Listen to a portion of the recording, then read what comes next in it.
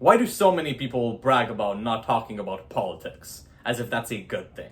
Let's take a look at the holy grail of political commentary.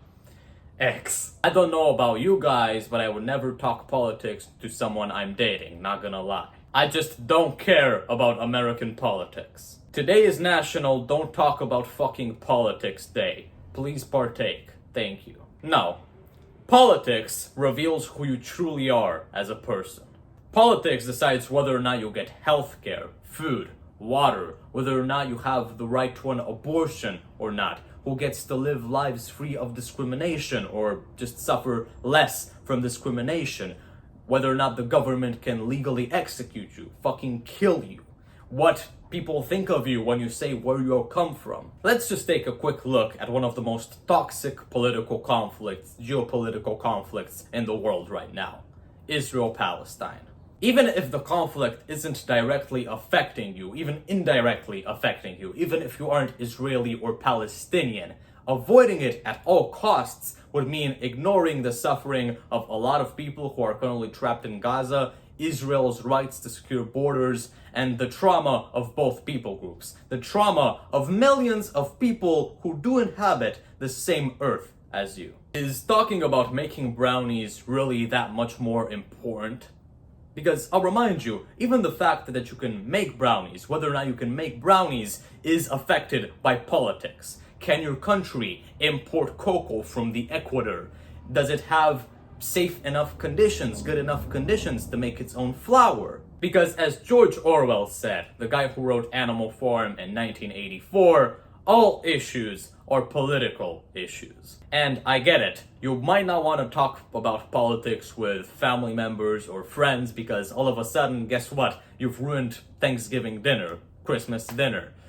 But if talking about politics and politically analyzing a person is the most effective way of finding out who they actually are as a citizen, as a family member, because your political opinion affects everything, then talking about politics with friends and family, with the people you love, is one of the most crucial things you can do to actually get to understand them. And you might be thinking, okay, I'll discuss politics, but just remain apolitical.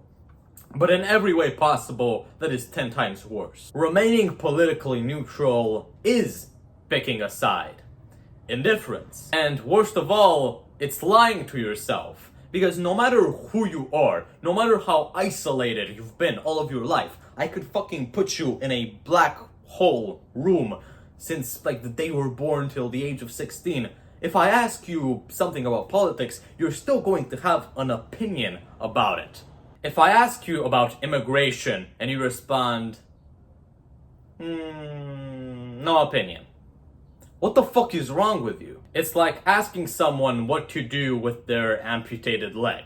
Do you want us to like throw it away? Do you want to keep it for religious reasons? Do you want us to donate it for research? And they just say, do whatever you want with it.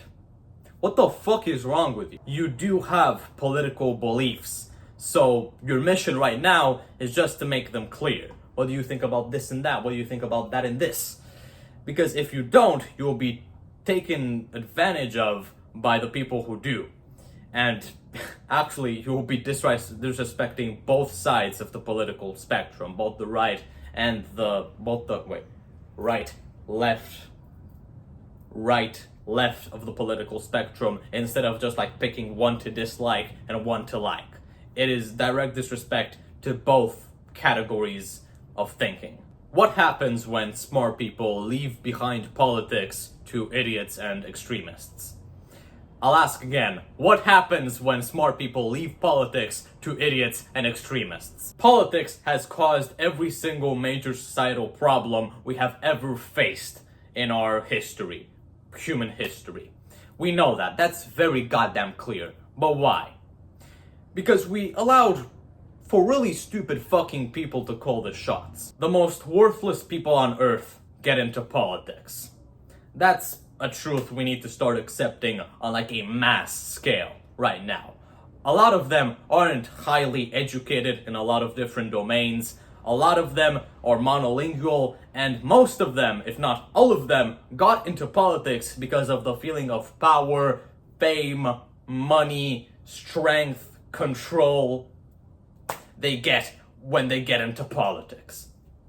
It's that simple. The real smart people are in fields that are a little bit more respectable, that ensure lives that are a little bit more quiet and disconnected from, the thing that gets your hands dirty. That's the problem that has been plaguing society since the earliest days of human evolution and thought.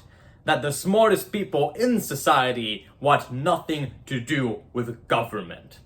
Either because they're just fucking cowards, or they don't think that they could do anything to improve society through the fucking branches of government and stuff. And I'll tell you what, a real goddamn bombshell.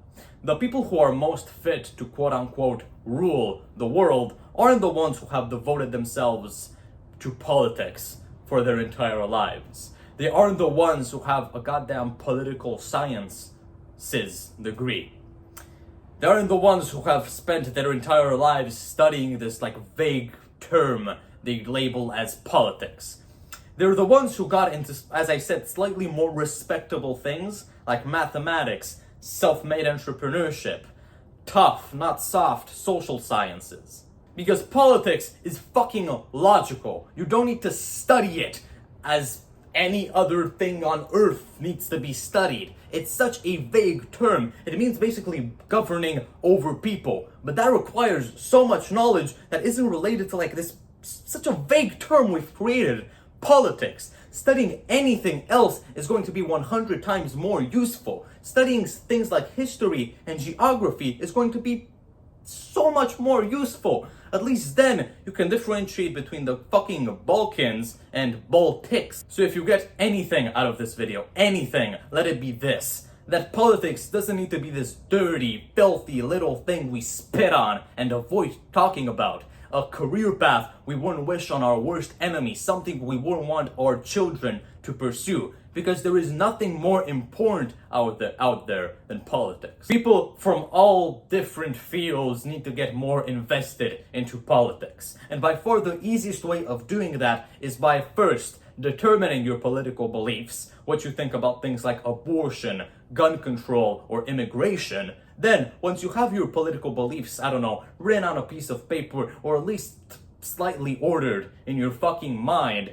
see if they lean towards the right or towards the left, more towards the right or more towards the left. Then, once you know all of that, pick a side. Pick the left, pick the right, pick the center, whatever, both economically and socially. And then, most importantly, do not forget this step, start talking about it.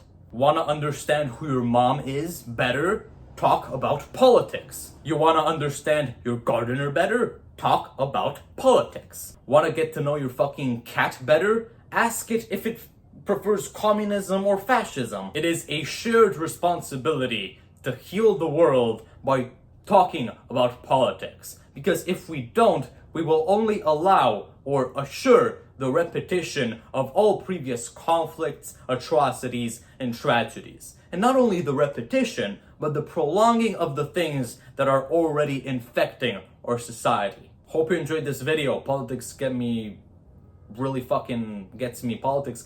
riled up, and it probably should get you too really riled up.